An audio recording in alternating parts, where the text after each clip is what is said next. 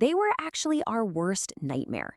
I mean, for literally thousands of years, wolves were these terrifying predators, just lurking right beyond the edge of the campfire light. So today, in this explainer, we're diving into the incredibly, totally accidental story of dog domestication. And it all happened during the absolute brutal depths of the Ice Age. We're going to see how a frozen wasteland forged a partnership that honestly completely changed the trajectory of life on Earth.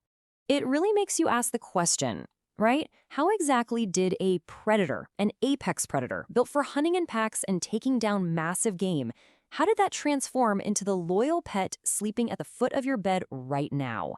When you really think about it, the sheer absurdity of this transformation is just staggering. On one hand, you've got a massive, cunning, fiercely territorial hunter, and on the other, a loyal companion who just wants a belly rub. It's crazy. We literally went from our deepest ancestral nightmares stalking us in the frozen dark to a cozy reality where our biggest stress is, well, wondering if we bought the right brand of chew toy. Now, to truly appreciate how wild this evolutionary leap is, we kind of have to grasp the brutal reality of that era. The wilderness back then, it was an unrelenting battleground for early nomadic humans. Wolves were strictly viewed as highly dangerous competitors. I mean, you were competing for the exact same scarce game. A lone human caught in the dark was an easy target. The fear was incredibly real, and it was entirely mutual. Humans and wolves actively avoided each other.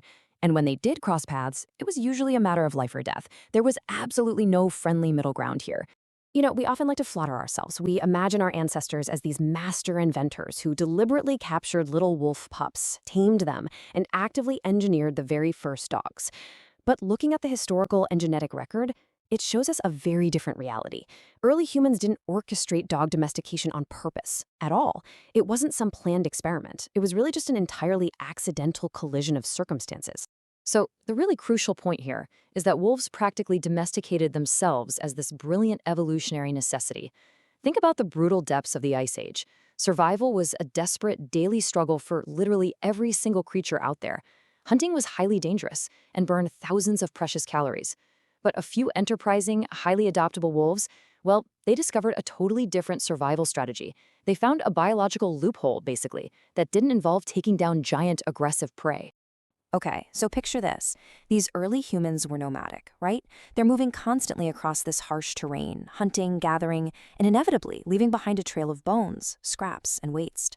Now, a few wolves, specifically the ones who are naturally less aggressive, maybe a little bolder, realized that trailing just a safe distance behind these human settlements offered an incredibly easy biological advantage.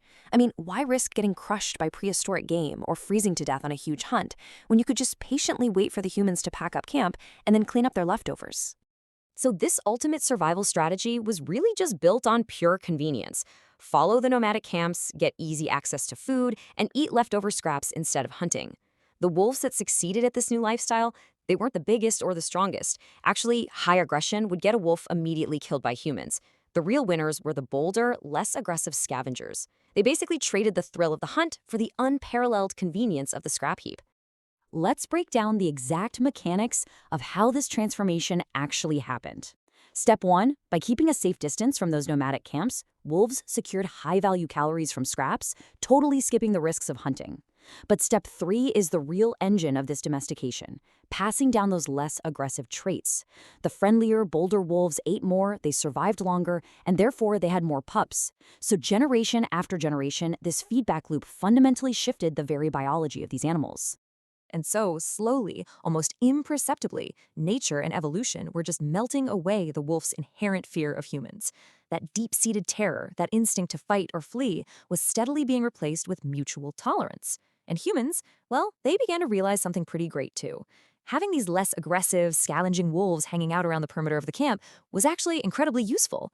They acted like a biological early warning system. They'd bark and alert the humans whenever other, truly dangerous predators approached in the night. It's like this historic symbiotic partnership was just quietly blossoming right there in the snow. When we zoom out and look at the full timeline, the journey is just remarkably sweeping. Thousands of years ago, they were strictly Ice Age predators. Then, centuries later, you get this marginalized population scavenging on the outskirts of nomadic camps. Over generations, nature completely melted away the fear. And that leads us directly to the deeply ingrained historic partnership we rely on today.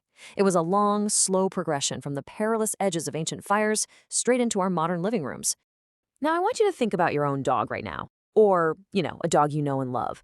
That goofy, loving animal begging for a treat. That is the direct genetic descendant of those clever, opportunistic wolves who decided to take a chance on a terrifying two-legged species. This accidental evolutionary leap completely altered human and animal history forever. Because once we teamed up, literally everything changed. They helped us hunt more efficiently, they guarded our herds as agriculture developed, they protected our families, and in return, we provided a guaranteed source of warmth and food. Which really brings us to a pretty fascinating final thought. Did humans domesticate the wolf, or did the wolf actually domesticate us? When you sit down and analyze this brilliant survival strategy, you really have to wonder who was playing who.